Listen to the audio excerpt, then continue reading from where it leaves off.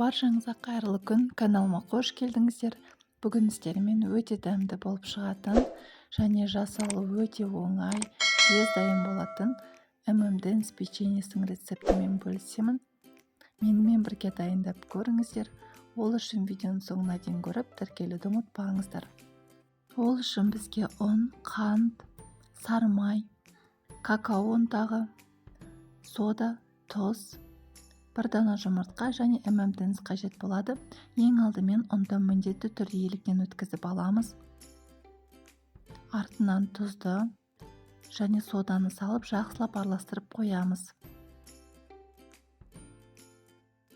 Екінші ыдысымызға жұмыртқаны жарып, артынан қантты салып, бір келкі масса болғанша араластырамыз.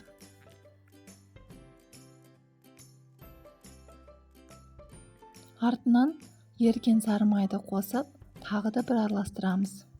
Жақсылап араластырып болғаннан кейін, ұн, сода және тұз қосылған құрғақ массамызды қосып, жұмсақ қамыр илейміз. Көрсетілген мөлшерден артығын қоспаймыз, жұмсақ қамыр болу қажет. Дайын болған қамырды екі бөлікке бөлеміз, себебі жартысына какао ұнтағын қосатын боламыз.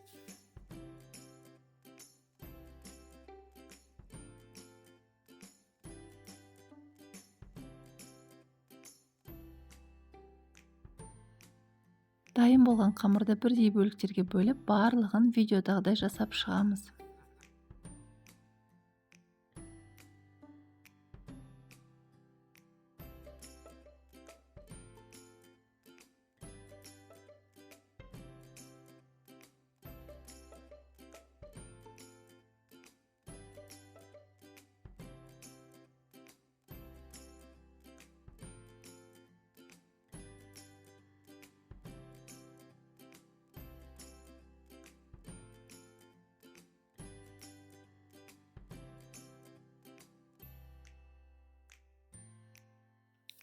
градуста 12 минут шамасында пісіріп аламыз.